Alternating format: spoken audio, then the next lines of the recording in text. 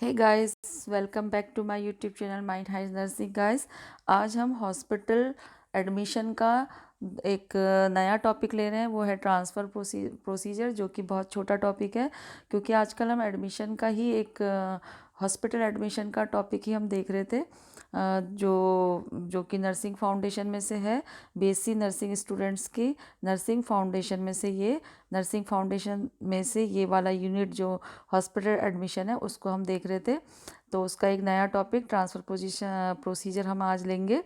तो इसको स्टार्ट करने से पहले आपसे एक रिक्वेस्ट है, जो नए व्यूवर्स हैं वो इसे ज़रूर से सब्सक्राइब कर लें, और सब्सक्राइब के बगल में जो बेल आइकन है यानी कि जो घंटी का निशान है उसको भी प्रेस कर लें, जिससे कि जो भी वीडियो अपलोड की जाए इसमें और वो आपके लिए काफ़ी यूज़फुल रहे, उससे आप काफ़ी फ़ायदा उठा पाएँ। अगर आप स्टूडेंट हैं तो आपको सब्सक्राइब करने से या वीडियो इस चैनल में ऐड होने से कोई भी नुकसान नहीं है। अगर आप एंट्रेंस की तैयारी कर रहे हैं तो उनके लिए भी इसमें एमसीक्यूज़ रहती हैं, जिससे कि उनके काफ़ी एंट्रेंस एग्ज़ाम्स में काम आएंगी। तो चलिए हम स्टार्ट करते हैं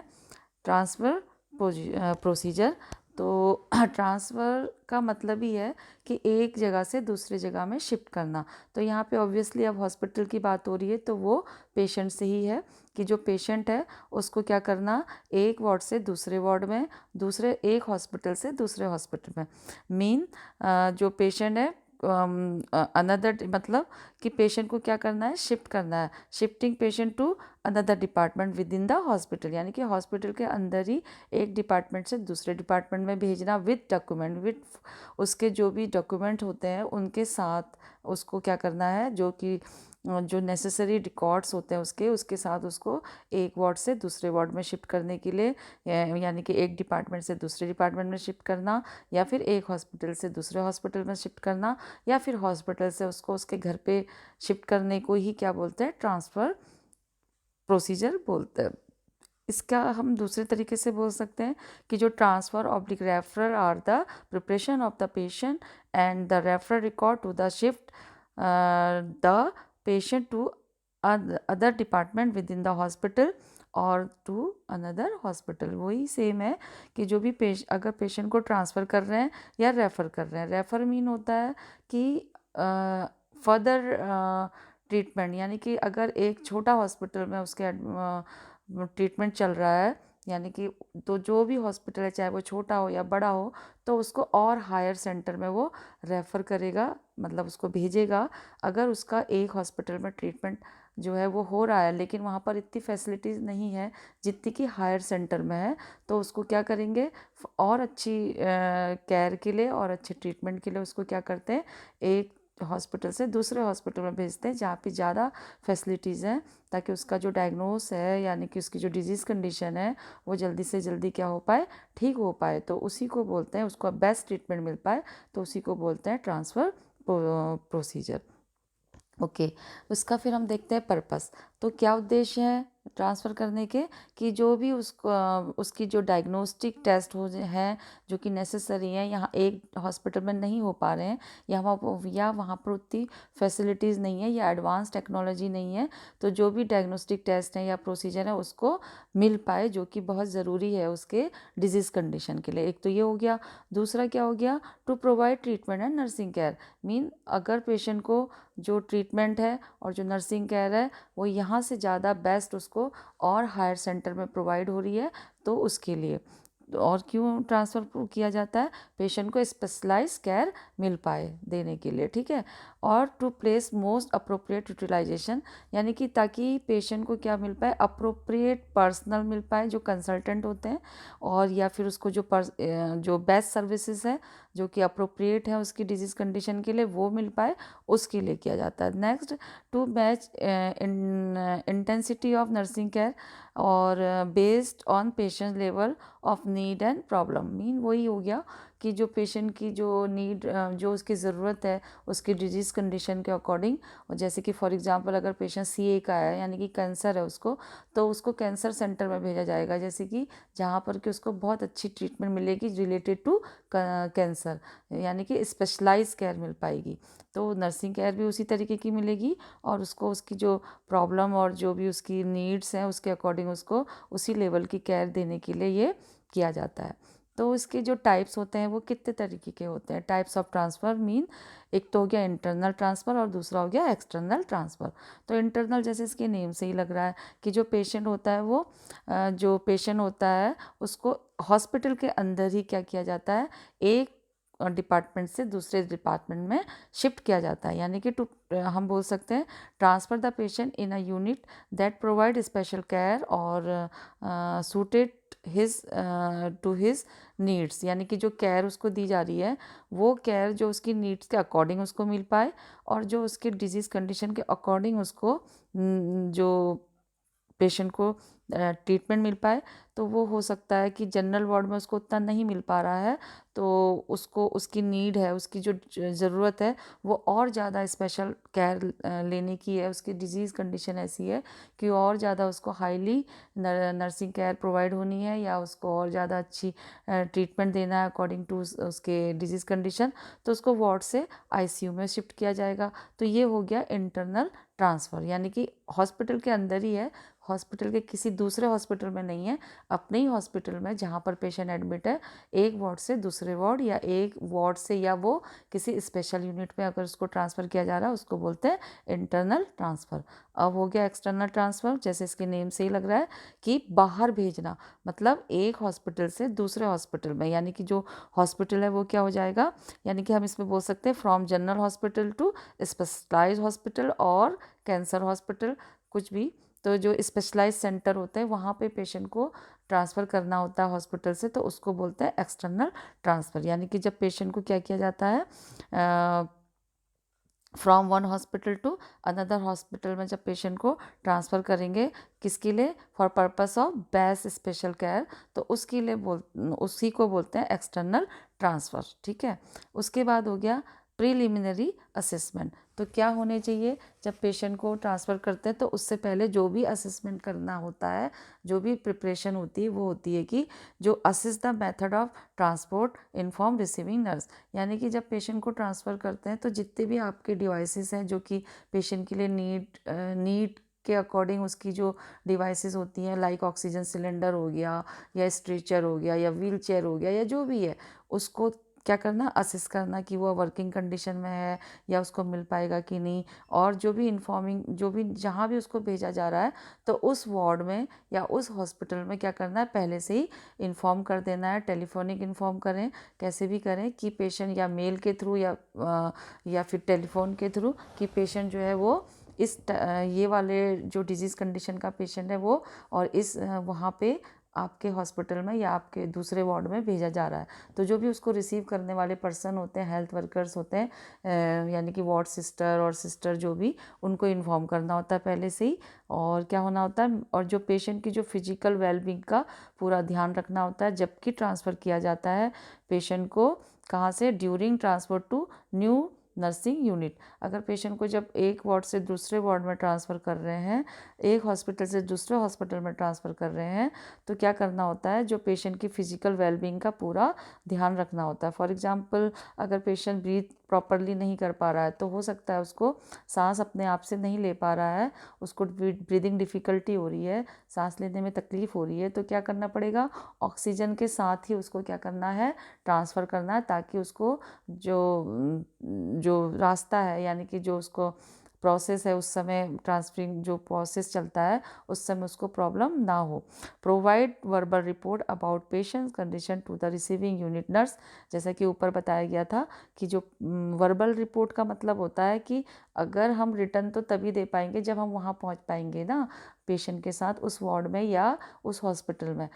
तो उसकी रिपोर्ट के साथ पहुंचेंगे। लेकिन क्या करना होता है कि जब पेशेंट को ट्रांसफ़र करते हैं तो वर्बल मीन होता है कि मौखिकली, यानी कि मुंह के द्वारा, फ़ोन से आप उनको क्या करना होता है, इन्फॉर्म कर सकते हैं कि पेशेंट की कंडीशन क्या है, इस तरीके की है, काफ़ी सीरियस है या उसको ऑक्सीजन की ज़रूरत पड़ेगी, तो फटाफट वहाँ पे ऑक्सीजन प्रोवाइड होना चाहिए, यानी कि पेशेंट को ब्लड के साथ भेज रहे हैं, यानी कि उसको ब्लड भी चल रहा है, आईवी ग्लूकोज चल रहे हैं वगैरह वगैरह, जो भी उसकी कंडीशन है उसके बारे में, पेशेंट के बारे में रिसीविंग जो नर्स होती है यूनिट की, उसको, यानी कि जो उसको रिसीव करने वाली नर्स है उसको इन्फॉर्म करना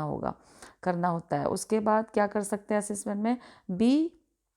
श्योर और documentation including care plan is completed. जो भी नर्सिंग केयर प्लान है उसका वो भी कंप्लीट होना चाहिए, और जो भी उसके डॉक्यूमेंटेशन है यानी कि उसका जो रिकॉर्ड है पेशेंट का, उसकी जो बीएसटी है यानी कि बेड हेड टिकट्स है, उसके साथ उसको क्या करना होता है, पेशेंट को रेफ़र करना होता है यानी कि ट्रांसफ़र करना है। इसका बिल्कुल ध्यान रहे कि पेशेंट के साथ साथ उसकी जितनी भी रिपोर्ट्स हैं, उसकी जितनी भी रिकॉर्ड्स हैं, वो भी पेशेंट के साथ उसको ट्रांसफ़र करना पड़ेगा। और पेशेंट का जो केयर प्लान है वो कैसा होना चाहिए, कंप्लीट होना चाहिए, यानी कि जितनी देर तक का पेशेंट वार्ड में है या यूनिट में है, जहाँ से भी उसको भेजा जा रहा है, वहाँ तक का उसका जो ट्रीटमेंट है वो उसको पूरा मिला होना चाहिए, उसका कोई भी ड्यूज़ नहीं होने चाहिए। तो उस हिसाब से उसका क्या करना है, डॉक्यूमेंटेशन करना है, और उसके साथ ही पेशेंट को भेजना है। ये बिल्कुल श्योर कर लेना है कि पेशेंट को सारा कुछ टाइमली हो पाया है कि नहीं, उसका जितना भी काम है। Assist patient arrival to the new unit, और जिस समय पेशेंट को न्यू वार्ड में या जहाँ पर भी उसको न्यू यूनिट में शिफ्ट कर रहे हैं, तो पेशेंट के साथ रहना है, उसको असिस्ट करना है, यानी कि कोई अननोन पर्सन या उसके रिलेटिव के साथ नहीं भेजना है। हेल्थ वर्कर उसके साथ रहें ताकि पेशेंट को क्या कर पाए, वॉच कर पाए, किसी भी इमरजेंसी या किसी भी प्रॉब्लम में उसको वो पेशेंट ना फंसे, ना आ जाए। तो इसलिए उसको असिस्ट करना है पेशेंट को जब तक कि वो न्यू वार्ड में या न्यू यूनिट में शिफ्ट ना हो जाए। और क्या करना है, जो भी पेशेंट है अगर वो किसी नए वार्ड में या नए डिपार्टमेंट में शिफ्ट किया जा रहा है, तो उसके बारे में अपने डिपार्टमेंट में भी पता होना चाहिए, सभी को बताना चाहिए कि ये पेशेंट जो है इधर वाला अब उस वार्ड में शिफ्ट हो रहा है। तो उसके बारे में भी सबको क्या करना है, बताना है। न्यू वार्ड के अलावा अपने वार्ड में जहाँ से पेशेंट जा रहा है उधर भी सबको इन्फॉर्म होना चाहिए। उसके बाद है कि जो पेशेंट जो होता है जब नए वार्ड में जा रहा है या नए रूम में जा रहा है, तो उसका जो बेड होता है, transfer assist in transfer to bed, जब भी पेशेंट को क्या करते हैं, शिफ्ट करते हैं स्ट्रेचर से बेड में या व्हील चेयर से बेड में, तो उसको क्या करना है, या न्यू रूम में, तो उसको असिस्ट करना है, यानी कि उसकी हेल्प करनी है पेशेंट को कि वो अब स्ट्रेचर से बेड में पहुंच जाए, यानी कि उसको छोड़ देना है जब तक कि पेशेंट अच्छी से अपने बेड में स्टेबल ना हो जाए, उसको और अच्छी से उसकी पोजीशन कंफर्टेबल प्रोवाइड ना कर दें, तब तक उसको नहीं छोड़ना है, यानी कि पूरा उसकी हेल्प करनी है। और क्या करना है, hand over to receiving the nurse. और जितनी भी मतलब ये ध्यान रखना है कि जब पेशेंट को असिस्ट करें तो उसका जो बेड होता है उसकी भी कंडीशन कैसी होनी चाहिए, हाइट को लेवल में कर लेना पड़ेगा जिससे कि वो जो है वो इजीली ट्रांसफ़र हो पाए। और उसकी जो भी हैंड ओवर कर देना पड़ेगा, जितनी भी उसकी डॉक्यूमेंटेशन है, जो भी रिसीविंग नर्स है या इंचार्ज है, तो उसको क्या करना पड़ेगा, पूरा प्रॉपरली उसको उसके डॉक्यूमेंटेशन के बारे में बताना पड़ेगा कि ये इसके डॉक्यूमेंटेशन है, इतने टाइप के हैं ये, और उसको रिसीविंग भी उससे ले लेनी पड़ेगी ताकि बाद में कोई मिस हो जाए तो उसमें जो ट्रांसफ़र करने वाले वार्ड है उस पर ब्लेम ना हो कि ये वाली रिपोर्ट नहीं आई या ये इम्पॉर्टेंट इसका जो डॉक्यूमेंटेशन है वो मिस हो गया। तो इसलिए प्रॉपरली उसको क्या करना है, हैंड ओवर करना है अकॉर्डिंग टू जो उनकी जो पॉलिसीज़ होती हैं इंस्टीट्यूशन की या हॉस्पिटल की, उसके अकॉर्डिंग उसको पूरा हैंडेड ओवर कर लेना है। फिर है इसके इक्विपमेंट, यानी कि जो भी इक्विपमेंट यूज़ किए जाते हैं ड्यूरिंग ट्रांसफ़र, वो होने चाहिए आपकी व्हील चेयर और स्ट्रेचर जो होता है वर्किंग कंडीशन पे होना चाहिए। ये हम इसकी श्योर होना चाहिए कि ये मिल पाए और इसका अरेंज कर लें। और आइडेंटिफिकेशन जो लेवल होगा उसको पक्का उसमें वो उसके अंदर वो भी आएगा। और बिलोंगिंग्स जो होते हैं पेशेंट की, जो भी ज़रूरत की चीज़ें होती हैं जो पेशेंट की खुद की होती हैं, चाहे उसका वो वॉच हो, चाहे उसकी बॉटल हो, वाटर बॉटल हो, चाहे उसके कुछ भी कपड़े वगैरह जो भी, वो भी ध्यान रखना है कि वो भी पेशेंट के साथ साथ उसको वहाँ दूसरे वार्ड में या यूनिट में दे देना है, उसके भेज देना है साथ में। और कुछ जो एक्सरेज होते हैं, ये सारा जो एक्सरे मशीन जो पोर्टेबल होती हैं वो सब भी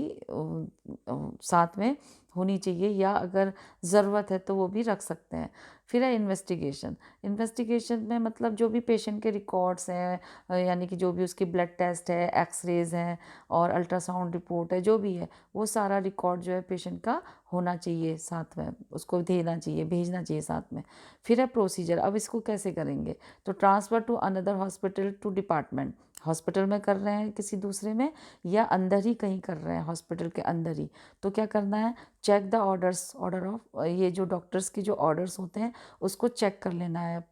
ट्रांसफ़र के, कि डॉक्टर ने पक्का अपनी जो BHT होती है पेशेंट की, यानी कि जो बैड हेड टिकट्स होता है पेशेंट का, जो रिकॉर्ड फाइल होती है उसमें पक्का डॉक्टर के ऑर्डर देखना चाहिए कि डॉक्टर ने इसको लिखा है कि नहीं कि पेशेंट को किसी वार्ड में या यूनिट में शिफ्ट करना है, नहीं तो फिर इसमें ब्लंडर हो सकता है। ठीक है। Inform the patient and relatives, अब क्या करना है, पेशेंट और रिलेटिव्स को क्या करना है, इन्फॉर्म करना है कि जो पेशेंट होता है वो अब शिफ्ट किया जा रहा है दूसरे वार्ड में या यूनिट में, तो ये हो सकता है। और inform to the ward sister, और अब क्या करना है, वार्ड सिस्टर को भी इन्फॉर्म करना है जहाँ पर भी पेशेंट शिफ्ट किया जा रहा है, ताकि जो पेशेंट की जो नीड्स है, जो उसकी प्रॉब्लम है, वो उसके अकॉर्डिंग वहाँ पे तैयारी हो पाए। तो यहाँ पे थोड़ा सा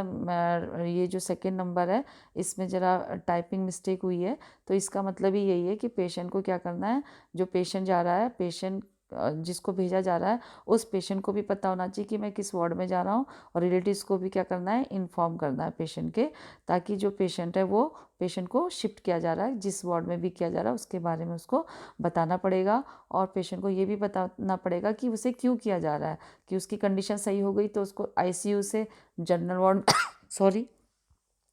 नॉर्मल वार्ड में भेजा जा रहा है, या फिर मतलब अभी वो थोड़े क्या है, स्टेबल है इसलिए उनको वहाँ पे किया जा रहा है, या फिर अगर पेशेंट को ICU की ज़रूरत है तो उसको एक्सप्लेन करना पड़ेगा कि अब आपकी कंडीशन थोड़ी स्टेबल है, या आपको ज़रूरत है फलाने वाले ट्रीटमेंट की, जो भी सो एंड सो जो स्पेशलाइज केयर मिलनी है, तो इसलिए आपको वहाँ पे भेजा जा रहा है, पेशेंट को भी रिलेटिव्स को भी। उसके बाद है उसकी जो check the chart of complete recording, मैंने जैसे पहले ही बताया था कि जो पेशेंट का चार्ट होगा उसमें क्या करना है, यानी कि जो भी उसका बेड हेड टिकट्स होता है उसमें उसके वाइटल साइन, नर्सिंग केयर और क्या उसको ट्रीटमेंट दिया, वो सब प्रॉपरली टाइमली रिकॉर्ड होना चाहिए और एक्यूरेटली होना चाहिए, ताकि वहाँ जो अनदर वार्ड है उनको प्रॉब्लम ना हो कि ये मतलब चेक करने में कि वो कंफ्यूज ना हो कि क्या होना, ताकि पेशेंट का भी और सिस्टर का भी क्या हो, टाइम भी बच जाए और ये प्रॉपरली रिकॉर्ड भी रहे कि पेशेंट को क्या क्या ट्रीटमेंट मिला, ताकि उसके संग भी ब्लंडर ना हो कि दोबारा रिपीट हो जाए या उसको कोई मिस हो जाए डोज। ठीक है। फिर है collect patient x ray, medicine and other belongings, वो जैसे मैंने पहले ही बताया कि पेशेंट को जब हम शिफ्ट करेंगे तो इसका ध्यान रखेंगे, ऐसे हमने प्रीलिमिनरी असेसमेंट में देखा था कि उसको भी रेडी करके रखना है, तो यहाँ पर यही है कि अब उनको कलेक्ट करके उनकी मेडिकेशन को भी, एक्सरे, जितने भी इन्वेस्टिगेशन है, उसकी जो बिलोंगिंग्स है चाहे कपड़े वगैरह सब उसके साथ उसको भेजना है। और क्या करना है, कैंसिल द हॉस्पिटल डाइट, अब जिस हॉस्पिटल में से अगर वो जा रहा है या फिर अनदर अंदर ही है तो क्या करना पड़ेगा, अगर उसकी डाइट वहाँ से प्रोवाइड की जा रही है हॉस्पिटल से, उसकी ऐसी पॉलिसीज़ है, कहीं हॉस्पिटल में ये पॉलिसीज़ होती है कि बाहर की कोई भी खाना पीना अलाउ नहीं किया जाता, हॉस्पिटल से ही प्रोवाइड किया जाता है, बाहर का बिल्कुल अंदर नहीं ले जाते हैं, ऑर्डर नहीं होता है। तो उस कंडीशन में पेशेंट की जो डाइट आ रही है, जहाँ से भी डाइट आ रही है, वो किचन में या किचन वर्कर होते हैं या डाइटिशियन होती है, वहाँ पर भी इंफॉर्मेशन भेजनी है कि अब पेशेंट जो है फलाने वार्ड में एडमिट हो चुका है, यानी कि ट्रांसफ़र हो चुका है, तो यहाँ से उसकी डाइट कट हो जाएगी इस वार्ड से या इस यूनिट से। तो ये इन्फॉर्मेशन ज़रूर देनी है, ताकि अगर हॉस्पिटल में ही पेशेंट है तो उसको उसी जगह पे डाइट मिल पाए जहाँ पर कि पेशेंट अब नया जहाँ पे वो गया है। अगर उसकी डाइट स्टॉप हो गई है, मतलब कि अगर पेशेंट थोड़ा कंडीशन क्रिटिकल है, अब उसको नॉर्मल जनरल डाइट नहीं चाहिए, उसको तब IV फ्लूइड में रखना है, या उसको ब्लड चल रहा है या जो भी है, डॉक्टर ने अगर उसको स्टॉप कर दी है डाइट, उसके बारे में भी इन्फॉर्म करना, ताकि वहाँ पे डाइट उसकी ना आए, जिससे कि ना पेशेंट को बर्डन पड़े बिल में और ना ही डाइट हमारी वेस्ट हो, तो इसका भी पूरा ध्यान रखना होता है। Assist the relatives to collect other belongings, और पेशेंट के जो रिलेटिव होते हैं उनको भी असिस्ट करना है, उनको भी हेल्प करवानी है कि वो उसके बिलोंगिंग्स को क्या कर सके, यानी कि जो भी पेशेंट के ज़रूरत की चीज़ें हैं उसको वो कलेक्ट कर पाएँ, जाने से पहले उनको पहले ही एडवाइस कर देनी कि ये सब चीज़ें आप कलेक्ट करके रख लीजिए। और क्या करना, make arrangement to settle the dues, और जितने भी जो ड्यू बिल्स होते हैं पेशेंट के, जैसे मैंने अभी डाइट में बताया था, उन सबको क्या करना, उनको भी अरेंजमेंट कर देना है, यानी कि उसको बता बता देना है, एक्सप्लेन करना है कि इतना इतना आपका बिल हो गया। कहीं पे क्या होता है, किसी किसी वार्ड में वो उनको अंदर ही उसी वार्ड में उसकी बिलिंग भी होती है, या उनको इन्फॉर्म किया जाता है जाके रिसेप्शन में वो इतना अपना बिल पेमेंट कर दें, इतना इतना उनका बिल हो रहा है इतने दिन का। तो वो सारा चीज़ें अपने वार्ड के जो ड्यूज़ वगैरह होते हैं वो भी क्लियर हो जाने चाहिए, जिससे कि जब पेशेंट वार्ड में से यूनिट में जाए या यूनिट से वार्ड में जाए तो प्रॉब्लम ना हो और वो बर्डन ना पड़े सिस्टर इंचार्ज पे या फिर पेशेंट पे। तो कोई भी नेग्लिजेंसी नहीं करनी है ड्यूज़ के लिए भी। फिर क्या होता है, अगर ड्यूज़ रह जाते हैं उसके जो बिल्स वगैरह, तो फिर अगर पेशेंट की क्या होगी, बाद में उसको बर्डन ज़्यादा पड़ेगा, इकट्ठा ढेर सारा उसको पेमेंट करना पड़ेगा, या फिर नेग्लिजेंसी भी हो सकती है कि पेशेंट का जो बिल है वो बाद में पता चल रहा है उस वार्ड का, और पेशेंट जो है डिस्चार्ज हो चुका है, तो फिर वो कौन भरेगा। तो बाद में पता चलने से फिर वार्ड सिस्टर या इंचार्ज को उसकी वो करना पड़ेगा, प्रॉब्लम आ जाएगी। तो इसलिए इसका भी ध्यान रखना होता है। Record time, mode of transfer and general condition of the patient. क्या करना है कि जिस समय पेशेंट को भेज रहे हैं तो उसकी जो टाइमिंग होती है वो नोट करनी है, टाइमिंग वगैरह, टाइम, डेट सब उसका नोट करना है, और उस किस कंडीशन में भेजा जा रहा है उसके वाइटल वगैरह लेके पूरा उसकी बीएसटी में नोट करना है, और उसके बारे में रिपोर्ट उसमें मेंशन करनी कि पेशेंट की कंडीशन कैसी है, उसके वाइटल क्या है। वाइटल मीन मैंने जैसे बताया था या नहीं, पहले हमारे जितने भी हमने वीडियोस डाली कहीं ना कहीं ये आया होगा। वाइटल का मतलब जो वाइटल ऑर्गन हमारे कैसे फंक्शन कर रहे हैं, ब्लड प्रेशर कितना है, पल्स कितनी है, टेम्परेचर कैसा है, ये सारी चीज़ें हमें नोट करनी है। असिस्ट द ट्रांसफरिंग, जो भी जो पेशेंट की जो ट्रांसफर स्किल होती है उसको भी देखना है, यानी कि कैसे उसको व्हीलचेयर में बैठाना। ये थोड़ी टाइपिंग मिस्टेक हो गई। तो यानी कि जो स्किल्स होती हैं ठीक से कैसे उसको ट्रांसफ़र करना है, स्ट्रेचर से व्हीलचेयर या व्हीलचेयर से स्ट्रेचर, स्ट्रेचर से बेड, ये सारी चीज़ों का पूरा ध्यान रखना है, किस तरीके से उसको करेक्ट वे में उसको शिफ्ट करना है, ठीक है, न्यू एरिया में पेशेंट के। और क्या करना है, हैंड ओवर पेशेंट डॉक्यूमेंट। अब जब पेशेंट को हम प्रॉपर जगह पे पहुंच जाते हैं आईसीयू में या वार्ड में, तो उसके जो डॉक्यूमेंटेशन है वहाँ की इंचार्ज के हैंड ओवर कर लेने हैं। उसके जितने भी बिलोंगिंग्स हैं, पेशेंट की जो भी वैल्यूबल चीज़ें हैं उसके बारे में इन्फॉर्म करना है। कुछ चीज़ें जो भी जो वैल्यूबल्स होती हैं पेशेंट के, और जो उसकी जो रिपोर्ट्स होती हैं, वो सारी चीज़ें जो वर्बल आपने करी थी वो सारा उसको अब इंचार्ज को और उसको क्या करना है, वो एक्सप्लेन भी करना है और हैंड ओवर भी कर देना है। और कलेक्ट द वार्ड आर्टिकल, उसके बाद जितना भी वार्ड के आर्टिकल्स हैं जो पेशेंट के लिए यूज़ किए जा रहे थे उनको भी क्या करना है, कलेक्ट करना है, और उसको प्रॉपरली अपनी जगह पे उसको फिर से वर्किंग कंडीशन के लिए सेफली रख देना है। तो ये सब चीज़ें हैं जो कि ट्रांसफ़र पोजीशन प्रोसीजर में यूज़ की जाती हैं, और ये ध्यान रखना होता है। तो ये देखिएगा, इस छोटा सा टॉपिक था और जो कि आपको समझ में आ गया होगा। तो इसमें नोट्स बना लीजिएगा, और जब भी एडमिशन पे कोई क्वेश्चन आता है तो आप ये सब डाल के भी अप टू दी मार्क अपने आंसर को लेंदी बना सकते हैं और अच्छी से मार्क गेन कर सकते हैं। फॉर एग्जांपल अगर 15 मार्क का क्वेश्चन है, एडमिशन से आया कि what do you mean by admission, तो आप ये सारा चीज़ें जो हमने शुरू से अभी एडमिशन एडमिशन पे, हॉस्पिटल एडमिशन पे पढ़ी थी, वो चीज़ें आप इसमें डाल सकते हैं। साथ में आप ट्रांसफ़र पोजीशन भी प्रोसीजर भी डाल सकते हैं। तो गाइज़ ये हमारा टॉपिक यहाँ पे फिनिश हो चुका है। तो थैंक्स फॉर वॉचिंग। तो इसको ज़रूर से लाइक शेयर कमेंट करिएगा, जो और ये तो सभी को करना है, लाइक शेयर और कमेंट, चाहे वो नए हैं पुराने हैं, ताकि जो भी नए यूज़र्स हैं, यानी कि जो इस चैनल को यूज़ कर रहे हैं या नहीं भी कर रहे हैं, उनको भी इससे बेनिफिट हो। और ये जो नए व्यूवर्स हैं उनसे रिक्वेस्ट है कि इसको सब्सक्राइब भी करें और इसमें ऐड हों, और जो भी यहाँ पे कुछ नोट्स दिए जाते हैं उसका आप नोट्स बनाएं। आपको भागना दौड़ना ना पड़े, इधर उधर प्रॉब्लम ना हो, और उसको समझ लें ताकि आप अपने एग्ज़ाम्स में अच्छे से आंसर कर पाएँ। तो थैंक यू फॉर वॉचिंग। मिलते हैं नए वीडियो में किसी नए एमसीक्यूज़ में, और thank you so much. Good bye, take care.